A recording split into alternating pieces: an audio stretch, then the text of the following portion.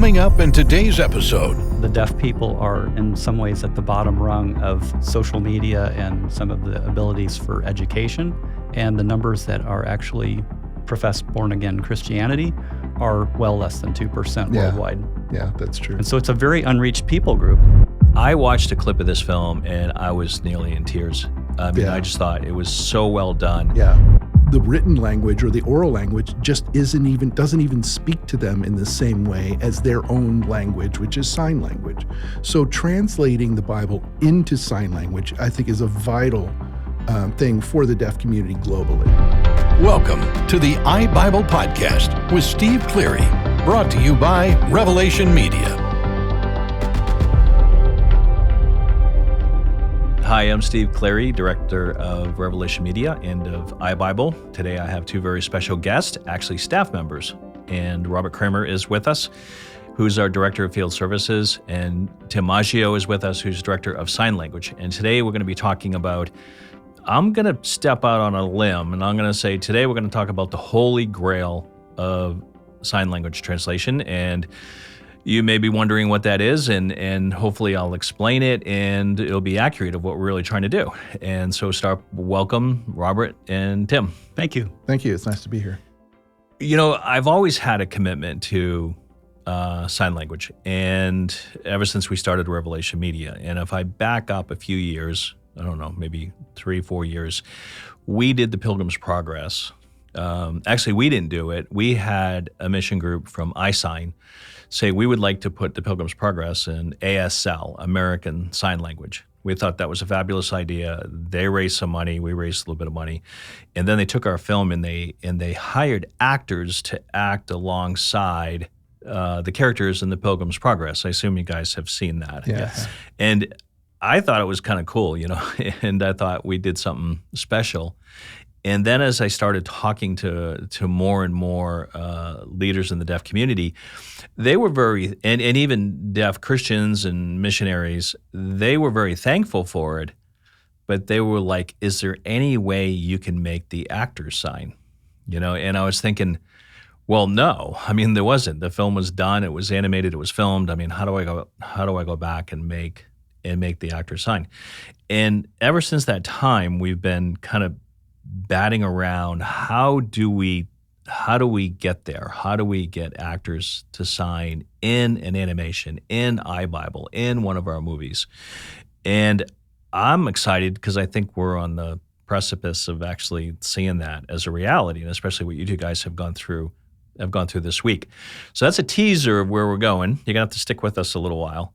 But let's back up a little bit and start with you, Tim. You've been in the signing ministry. Is that an appropriate term? Sometimes we look at the terminology used for the deaf community and how we reach them. But so you've been in this for many years, obviously even before you joined iBIBLE. Yeah. What is the need? What are we seeing out there? I mean, because I see that it's often forgotten, sign language. Tell us, unpack that for us on what the worldwide need is. Yeah, well, maybe unsurprisingly, sign language is not a language that most hearing people are comfortable with. And because it's sort of relegated to this population that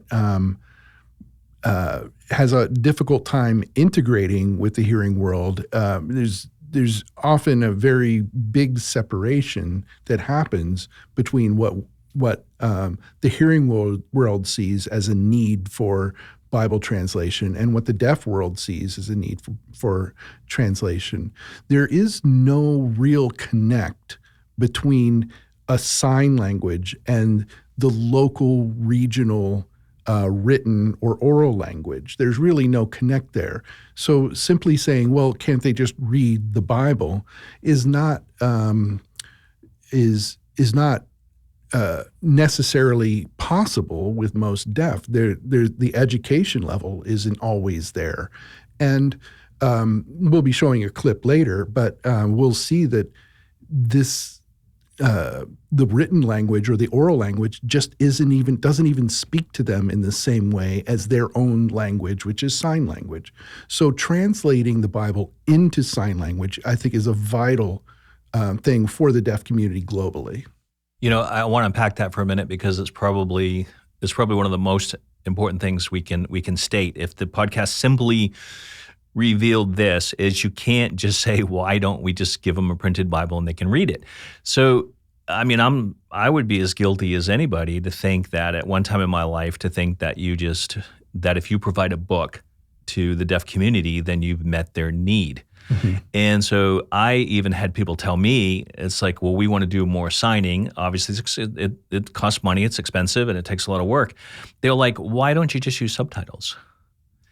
And so you're telling us that that's not their language. Right. There's a good number of deaf in the world. I don't know percentage-wise what that number actually is, but it's probably a high percentage, like more like 30 to 50%. They've never been to school. They might not even have been in a school of any kind until they're older, 13, 15, maybe even 18 years old. Maybe it's not until they get into like college age, into the 20s, before they actually get some training in language. And that's late language acquisition. It's very difficult to learn a language at that point. And add on top of that, they might not have access to genuine sign language. They might just be what's called home sign, and they're stuck at home with gestures that have been developed for this family or this local community that maybe they understand, oh, well, so-and-so is deaf and they can't speak. And so they have what's called home sign or gestural sign, and it's not really a language. So we're talking multiple layers of language acquisition that they've never even gone through. And I think this has been a wake-up of the last years or decade to really the Christian community worldwide understanding this. Robert, you've been in translation for a long time, and I'm going to put you on the spot to see if you can answer this question. I can't. I maybe can guess. But there was a time when even the top translation ministries listed all the languages of the world and left out sign languages. Right. When did that happen? Ethnologue, which is based here in the Dallas-Fort Worth area, lists 7,164 languages currently that are actively spoken. And they have started using sign languages as part of that corpus of languages. But we know it's still incomplete. We see at one point they were saying there were 200 sign languages in the world. Now they said 300, then 350, and now I think it's up to about 420. And to iterate on what you said, Steve, ASL is not English. Whatever your local language is, your majority language in a country is not the same as the sign language. And sign languages tend to follow geographic boundaries. And so when you have isolated areas, islands or valleys of mountainous countries, they tend to develop their own sign languages independent of their local language. So I believe the church is starting to catch up to the need, but there's still a lot of work to be done. But when was it when they added sign languages to the list of languages? That's probably been about 30 years ago. About 30 years. Yeah. So in all this generations of time, it's only in the last 30 years. And praise God, it is in the last 30 years. It is in our lifetimes. But it wasn't there before, and right? Even now, we only have probably one or two complete Bibles that are done in sign language. The ASL is complete. There are remnants of other languages that have been done, particularly the New Testament.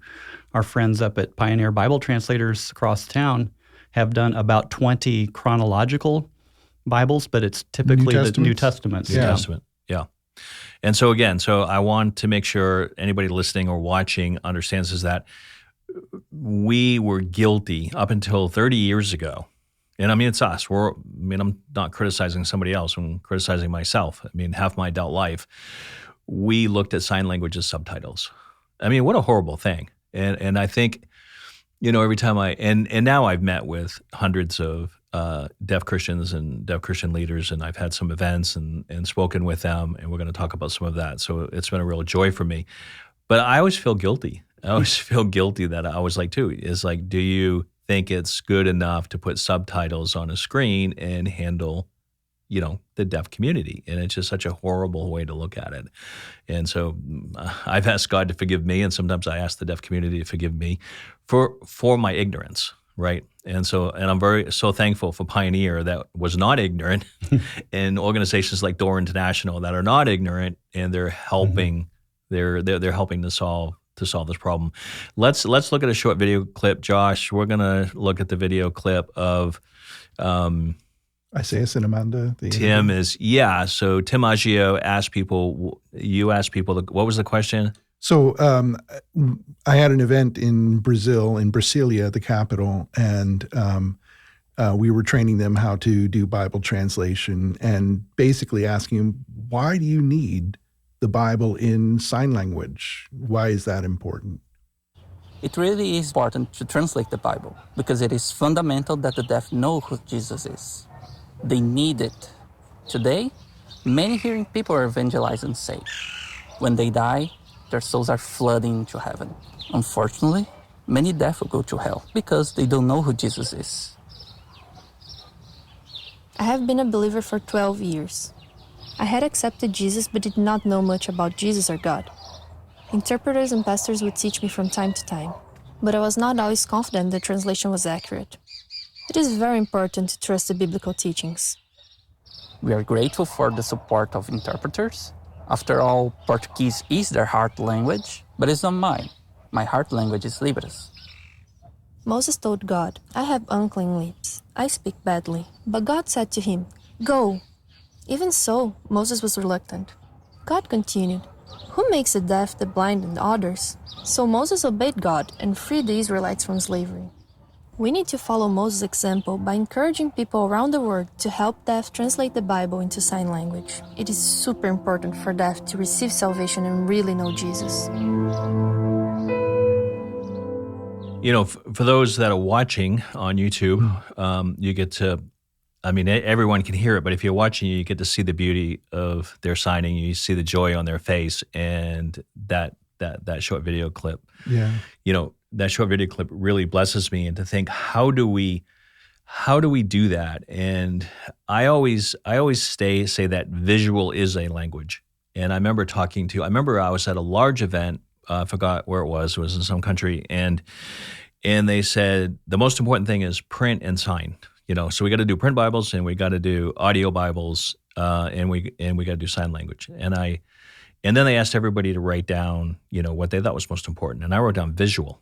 And I was in a group and a table of other leaders, and I shared what I wrote down. What about visual? And they said, some of the leaders said, we don't see visual as a language. And I'm like, I said, but you see signing as a language. Oh yeah, of course. But signing is a visual language. And so in the same way, you know, our kids speak visual. They're not, you may not be deaf, but they're speaking a visual language when they're on their phones.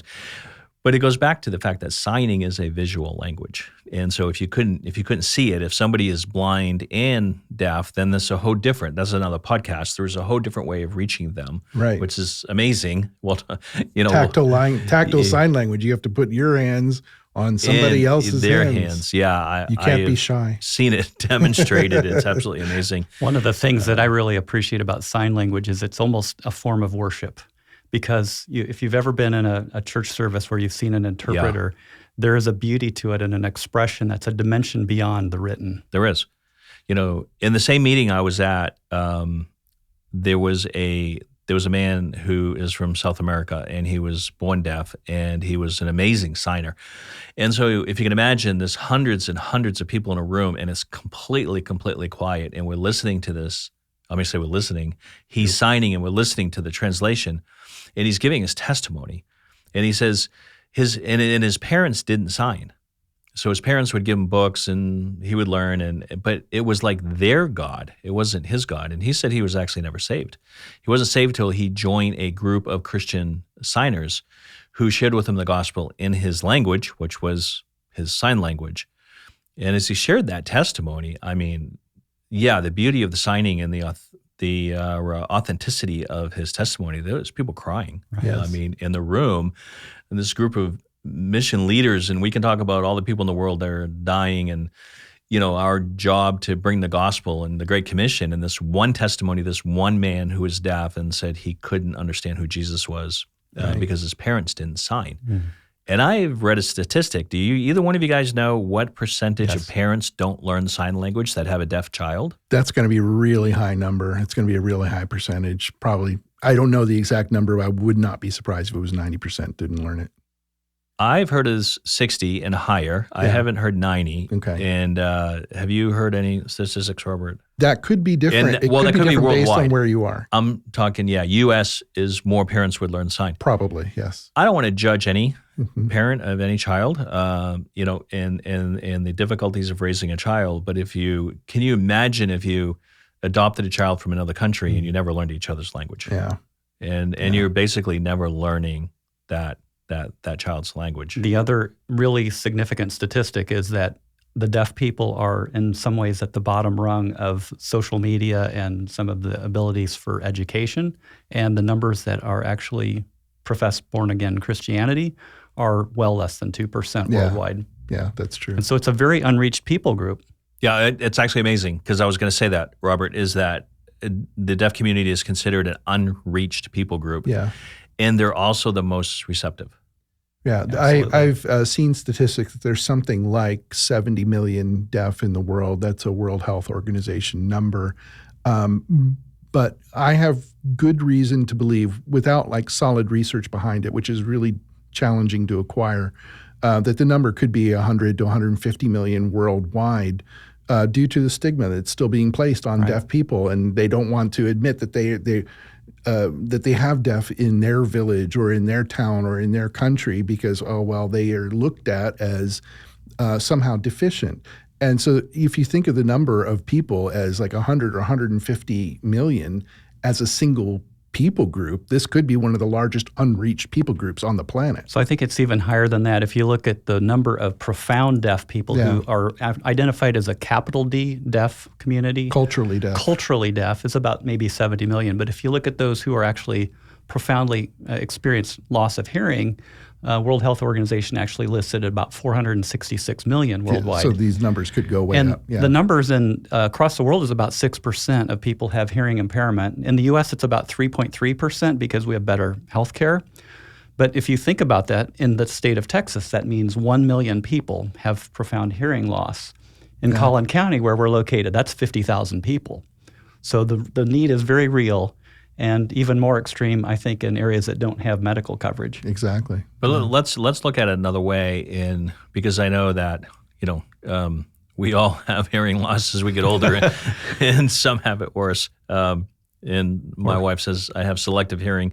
But how many people sign? Do we have statistics? So we've talked about the number of sign languages, and I realize, for the record, nobody knows. It's between 350 and 400 that we've identified sign languages. Of course, we always think of, ASL, ISL, and of course, you go to the major countries, and this is sign language that's usually associated with that, with like the Kenyan sign language and stuff. Sure. How many people know how to sign? How many people know how to sign? I don't have question. numbers. Yeah, I don't I have don't. numbers for that. Or- what percentage? Yeah. Because you have things like people that learn it because they have friends or family that are deaf. You have children of deaf adults, and you have interpreters, and you have people like myself that just somehow God just touched me in a way that there's a story behind that, but there's touched me in a way that led me out of a completely hearing world into a deaf culture. And those are going to be fewer people, but coming up with a number or a percentage is a challenge. I But think. we know for the deaf community, signing is their language. Yes, And there's yes. people that would know how to sign. Like those two people we watched on the screen, I can tell that they're deaf. Yes. They're not hearing signers, because deaf signers tend to sign a little bit differently. They Yes. usually add more emotion, more facial expression, and I've Right. gotten used to seeing that, and I can usually tell if a person is deaf or hearing. I will say, though, that there are still communities that even in this day and age, these deaf communities are not being taught sign language. They are being taught the oral tradition and discouraged from signing because hearing people still feel that without a knowledge of lip reading and oralization, they can't integrate with society. And I've met these kinds of people, and it's sad. I keep checking my deaf colleagues from different countries what they think about this, and to a person, they say they need to learn sign language. It's a little bit like a left-handed person being forced to write with the right hand. It's not natural for them. Yeah. I think it's actually worse. After high school, I ran a sign shop, and we hired a deaf person and to work in the sign shop. He was pretty creative. His name was Eric, and his father refused to sign at home. I don't think his father spoke sign language. He made him, hearing father. Yes. He made him read lips. He wasn't very good at it. And in the context of a sign company where we had high-power electrical tools, saws and stuff, it could be very dangerous if you're not trained properly. And I remember learning a little bit of sign language from him, and it was better to translate. It was better to talk to him in signing than try to get him to read my lips. Yes. And I could tell it was unnatural for him. Yeah. And he would go to events where other signers were, and that's where he was the happiest. Yes. Because that's where he was conversing and in his own language. And I thought it was horrible that everybody tried to force him to read lips. And it just wasn't natural for him. No, it isn't. It doesn't come naturally to them. I mean, they've never heard this language, so they don't attach any kind of sound or conveyance of information with sound, and they just have these motions that are happening with your lips. And this being brought up to learn that it's a really big challenge, really high challenge for deaf people to acquire that kind of skill. Some of them have become quite proficient at it, but this is not the norm. The norm should be sign language. Should be sign. And we got to get rid of the stigma. Yes. And I know in some countries, they just literally want to throw away a baby that can't hear. Exactly. So they feel like outcasts from day one. Precisely. Yep. I want to show a clip. It's not ours. It's a beautiful, beautiful clip. They filmed the Jesus film script with all the actors signing. Yes. I watched a clip of this film and I was nearly in tears. I mean, I just thought it was so well done. Yeah. And it's completed, right? Yes, it's done. It's in production. It's out in, I don't know, theaters, or at least it had a limited. They were going to do a limited theater release, and it's in ASL, right? American Sign Language. ASL, correct. And so it's primarily for America. Primarily for America. I would say that most, not all, but most of Africa could probably work their way through it, because there's a lot of American Sign Language that is infused into African Sign Language, has kind of modified their language. And so most countries in Africa will probably understand it. And Bolivia is almost 100% ASL. Okay, so it has international applications. It has some international applications, but when you start getting into Asia and Central Asia and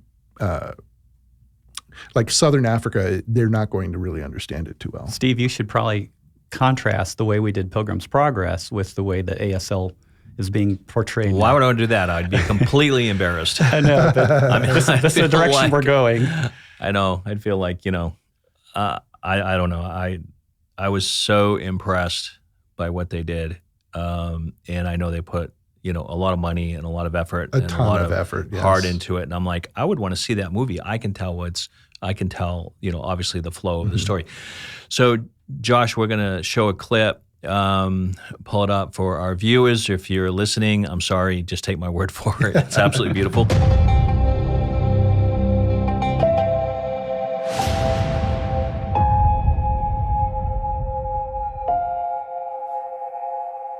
So I know they filmed it in such a way where they can refilm the signing in a different sign language. Right. They staged it very carefully, and they had certain scenes set up so that the background is background and it's not one specific language. And then the foreground main characters are filmed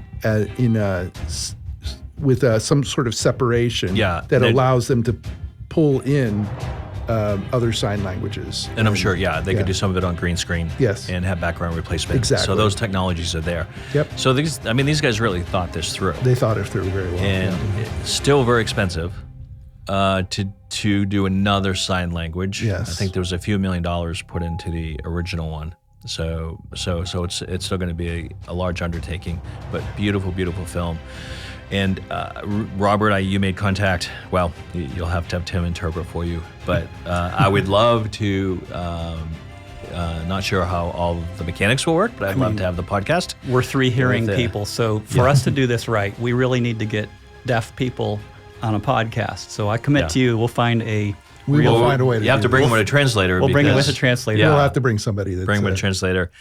But we owe that to our deaf audience. Yeah, and we have. I mean, in all fairness, we've had many deaf leaders here, and we will continue to do that because, in speaking with some of the leaders, I said, we don't want to just turn over and give you things to you, and we don't want to think we know what you need. We want to work together. Yeah. Right. And so we do what we do best, and you help guide us on what you need. Because I do know, I was guilty with the Pilgrim's Progress of thinking I knew what the deaf community needed. And when they opened up to me enough, they said, we love what you did. Don't get that wrong. I mean, they were very nice about it. And I was speaking to a group of them, and I had an interpreter. They were all deaf and Christian leaders, and they said, it's just hard to watch the signing and the action at the same time. Because it's separate. They have somebody that's sort of disembodied in signing and some action happening over here, and it's hard to keep looking back and forth. And that's always been the comment that I've received from whenever I've tested it with deaf people in my circle. So when they were truthful with me, I had to eat a little humble pie and not have pride in thinking I did something special, which at one time I did, Yeah. So it was hard to realize that. So it was somebody came to us with the idea. It wasn't our idea, but we went around and we said, look what we did, and I kind of feel guilty that I did that, because that's exactly what we're trying not to do now. That's us hearing Americans thinking we know what's best for a deaf community. So you're moving towards a more deaf-owned translation and technique. I mean, absolutely. I mean, it has to be something that we agree, because we field test all the time, but we didn't field test that. Now, fortunately, I've had multiple meetings in the last 2 years. Tim, now you're on staff with us, so the commitment is there, and you'll be leading our work. So when you're looking at this, I'm going to go back to it. The holy grail of sign language is, how do we get the characters to sign? Right. I mean, that's it, right? That's what everybody wants. So people like me that are film producers, we go like, how do I do that? And that's going to be so expensive. And then Deaf Bible Society did it with ASL and the Jesus film. And I'm sure if somebody said, okay, now do it another 100, they're gonna like, where do we get the time? Where do we get the money? Where do we get the actors? As field director, I'm going to say, where do you get the actors? Because these people may not even exist in some of these minority languages. Well, and you need every actor has to sign. So if there's 20 signing actors, you need 20 people. You can't have a person jump to another character. Exactly. Well, actually, that might be possible with some new technology that we're looking come on. Tim, you're jumping ahead of us. So if we're going to accomplish the holy grail of sign language, we're going to now, I hope people are stuck with us to get to the good part. Now we're going to go to a new system that's called Chameleon, where we can. So actually, before I say any more, we have a little video clip of an African man signing. Now it's just a very kind of static signing, but Josh, let's play that. Here we go. So here's just an African man signing, but the interesting part is this is actually you, Tim. That's me. So the Chameleon software allows us to film you, Tim, as a signer. And I mean, in this case, you were the signer, and then take that file, and it was put on a metahuman avatar, what we would call an avatar. In Unreal Engine. In Unreal Engine, which is the software we use for iBIBLE. And they just took a metahuman character, which happened to be an African man. Right. He was kind of younger and smaller than you. Exactly. Yeah, what Chameleon... I noticed you didn't pick somebody bigger. Yeah, exactly. What Chameleon does is it takes strictly the video information without having markers on your face or on your hands or anything, and reading the marker movement and that sort of thing. It takes all of that, and it from 7 different points of view, and it analyzes that and maps 3D onto the 2D video that it's looking at. And then from that generates a wireframe diagram that wireframe now can, it's a moving entity, so to speak, and then you can import that into Unreal Engine and apply your MetaHuman. So, Tim, why would you want to change your handsome mug? Well, there's a lot of reasons why you would want to do that. This is cheaper than surgery. But I think a really big need is for developing material, sign language material in protected countries. If we're going to do Bible translation, there are still countries today where if you are noted by authorities as a Christian, you run the risk of, at the very minimum, spending time in jail. You could be convicted of crimes, and in some cases, you could possibly even be executed for this. So it is life-threatening. And being able to distribute material that does not look like any particular person. In fact, it doesn't even have to be the same race, although they probably will have a particular ethnic feature set if it's going to be distributed in Arabic worlds or in Asian context.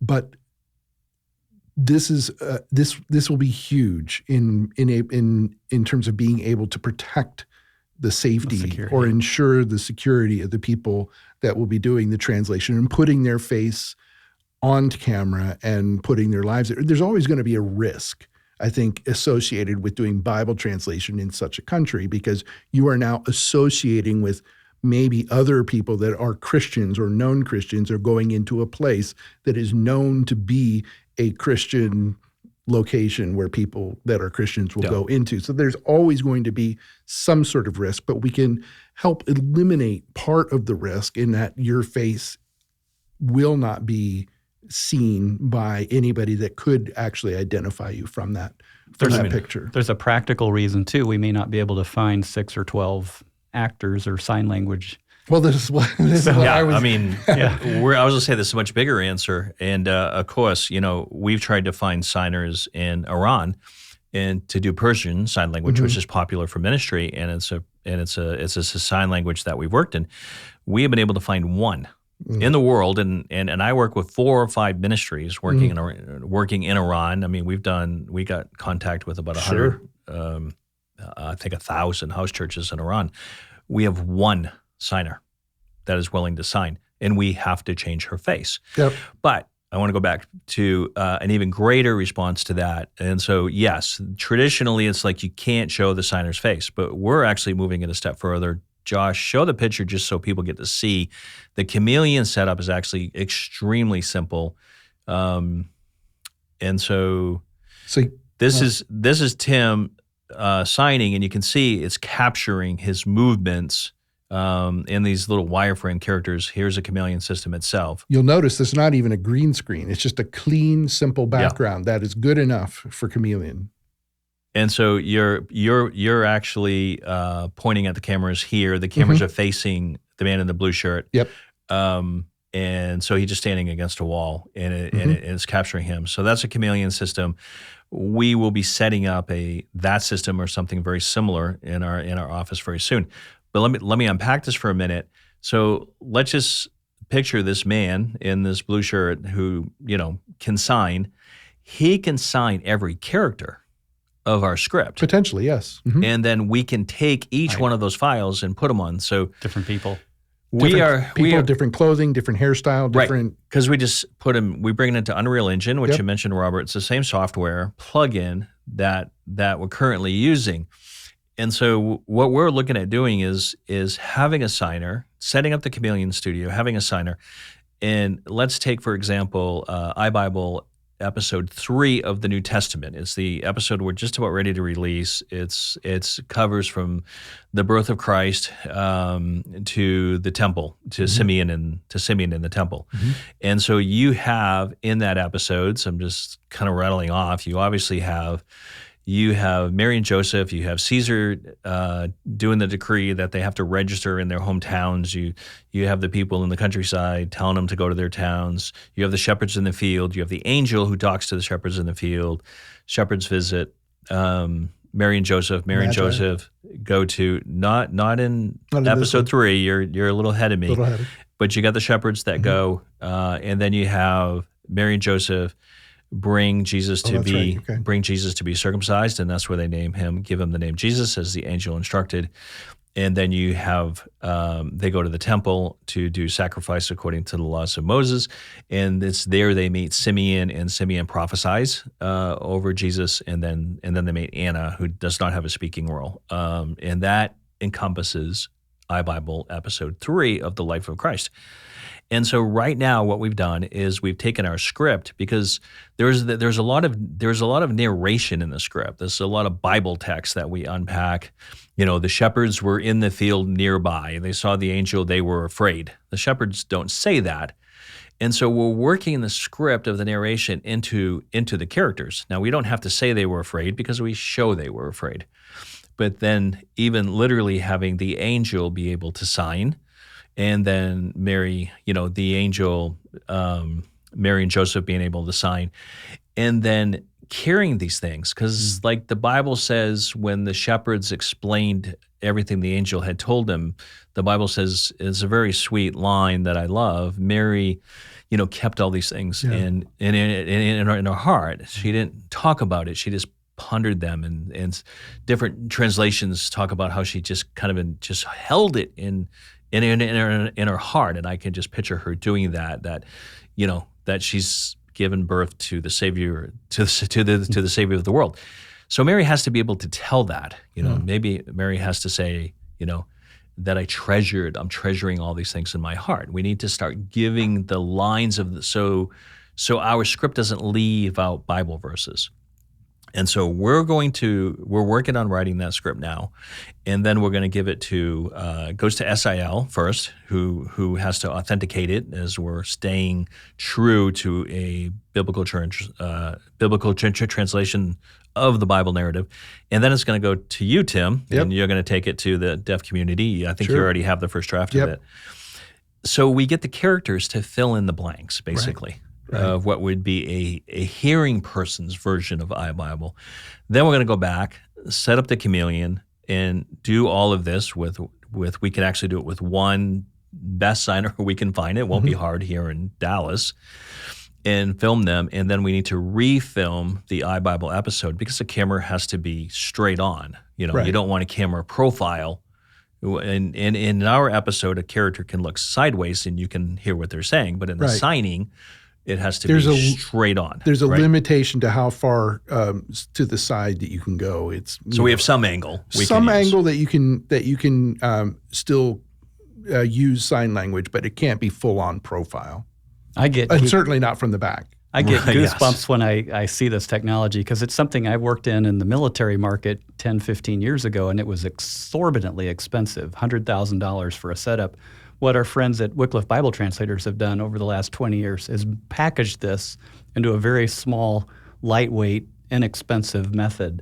And even the setup and calibration is very quick. So we think this is something that could even be done in the field.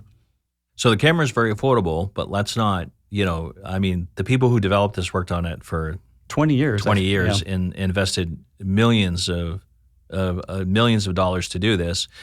And they're going to allow us to use it for ministry for free, So we're very thankful for our friends at Pioneer Bible very Translators, thankful. I mean, WBT, the software SIL.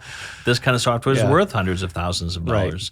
And in a for-profit world, you would have to license it. You would have to pay for it. So I think we're going to pull this off. And my goal is to have it ready for spring, because every spring there is a forum of Bible agencies that meet somewhere in the world. It's Kuala Lumpur in the spring.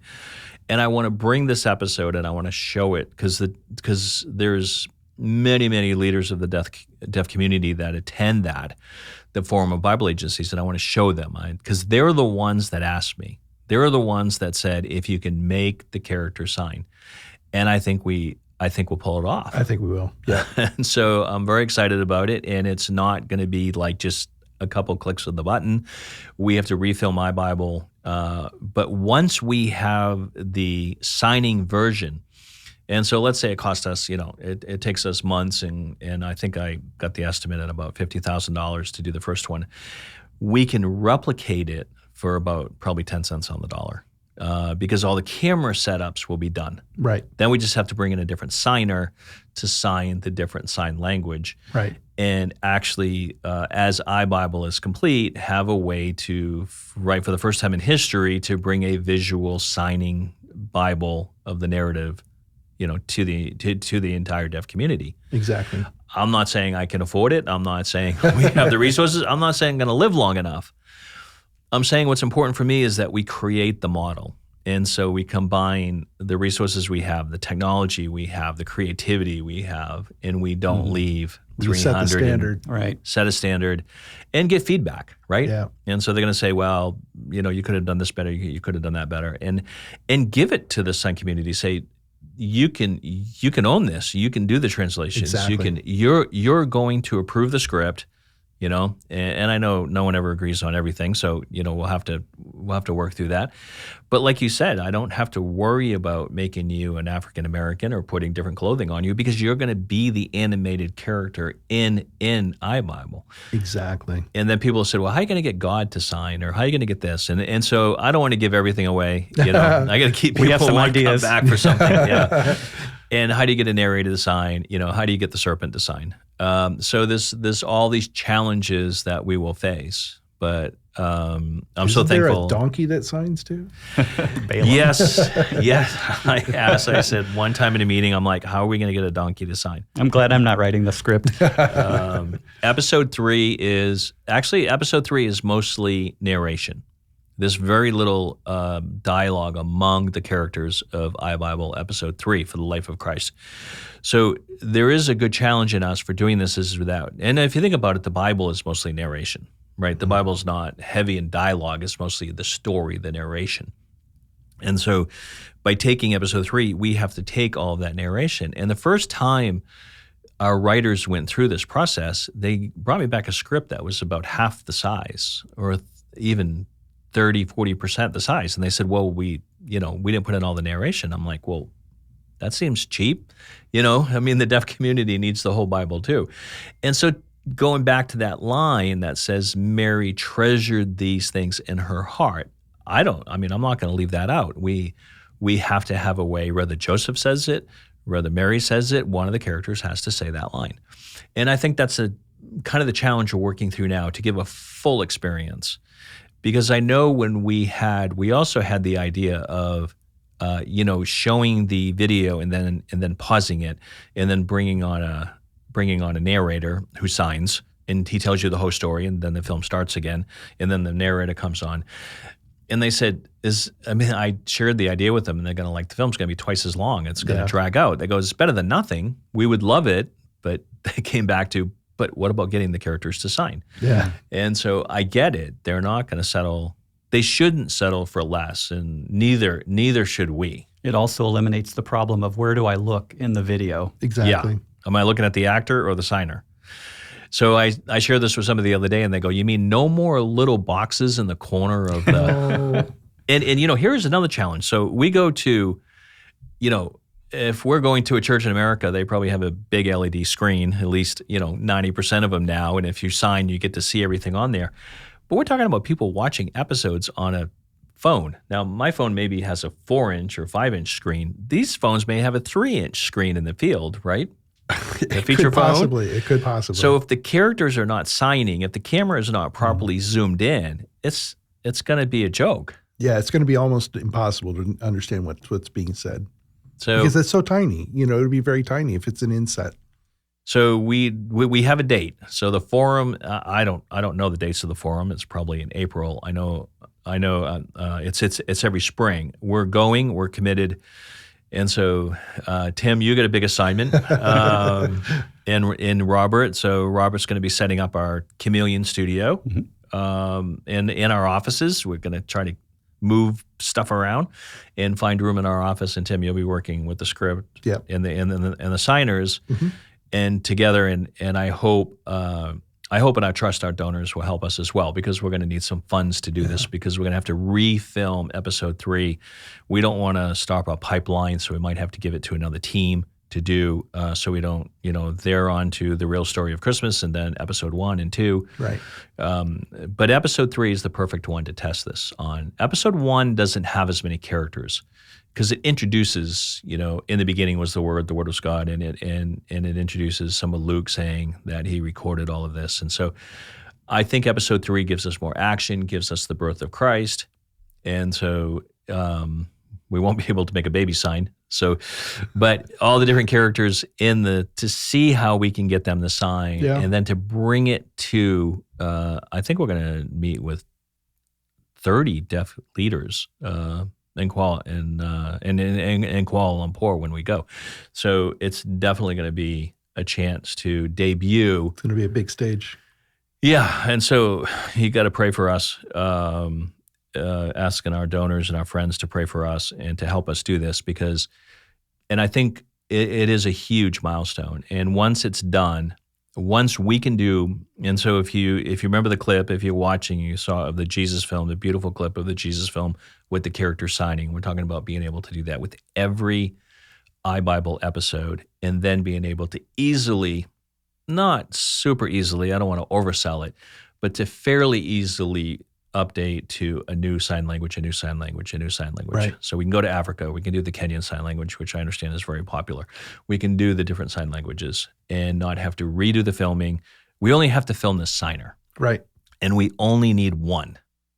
And is that truly fair?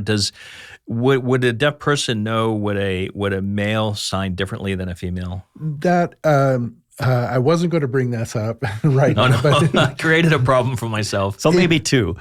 It's possible that 2 signers will be needed, because within a language culture or language community, women sign differently than men. And this was true when I was learning Finnish sign language just a couple years ago.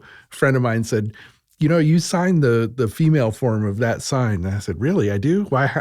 And so she explained something to me. And so, people will be able to know. And if within even a smaller community, they might even recognize an idiosyncrasy and say, oh, yeah, that's Joe. I actually heard that. So Joe's going to be in every character. Yeah, but this is not like across the country, certainly they won't know. Maybe the Joe village he's did from. That. But perhaps that village or that church community that they're from, it's like, that's you, I can tell. So ideally, we would have a couple signers, or I think a professional signer would know the character they're signing and would be able to adapt. Perhaps, yes. Tim speaks with a Manhattan accent because he's from New York. I don't know if I could work on that when I we're working on solving the New York problem and moving down to Texas, so that no, we're very happy about that. All right, I think that to me that's really exciting. I hope people listening realize how monumental this is if we can get to a point where iBible can be used for signing. And you know what? And it's like we don't even have to do it all. I mean, we can give it to other partners. We can give it to other people doing the work. And it's always been, I always said iBible belongs to the church. And so we don't charge anything for sharing. So we could actually take an entire episode with all the characters and they could replace it with their sign language, or we could partner with them to do it in the field. I mean, Robert, you set up a studio in Madagascar just weeks ago. We could do the Madagascan sign language, right? Absolutely. Right there in the studio. So super exciting. I'll probably do an email and share more of this, and I'm hoping that we're not sure of the budget. I think it's going to cost about $50,000 to do the signing version as the pilot. Yeah. Because that's when we have to change all the camera angles and everything. And that's about half the price of making the episode, maybe a little less than half. And so hopefully we get some people behind us, and then we can go to foundations, we can go to other people and in this technology. Thank you to Pioneer for helping us, for Wycliffe Bible Translators for helping us. This would not be possible without them. So in your prayers and your support, I encourage you to consider them as well. So in closing, Robert, I know how excited you were because when He's going to have to forgive. He'll have to ask for my Steve forgiveness. tells me I'm a geek because I look at the engineering behind this technology. We've been waiting for this for, a decade or more, and to see it finally come to fruition and be able to be used for the kingdom of God is so exciting. Well, to clarify, I don't tell you you're a geek. You are a geek. I tell you you're a nerd, but you are a geek. Isaiah 35 promises us that God has both the blind and the deaf in his heart and in his view. And these are God's children. These are God's children, and it's just so exciting to see that we can now bring to bear some of these technologies for his kingdom. So that wraps up our time. I want to thank you, gentlemen, for joining us. I want to thank all of our donors, people, our prayer partners, those who are listening, those who are watching. Be praying specifically for this, for our accomplishing signing, maybe ASL. I don't know what sign we'll use, what sign translation we'll use, but we want to do episode 3 of iBible, Life of Christ, in sign language, and we need it done for spring because of the forum of Bible societies that I'll be presenting at. So please be praying for that. Be praying for Tim and Robert and the finances and the resources that we need to make this possible. And thank you for joining us, and look forward to seeing you next time. Hallelujah. Amen. The iBible Podcast with Steve Cleary, brought to you by RevelationMedia. This episode was produced by Joshua Burton and Aaliyah Gonzalez, with original theme music by Xperia. Subscribe to stay up to date on new episodes and iBible content, and visit the show notes for more information and resources from today's show.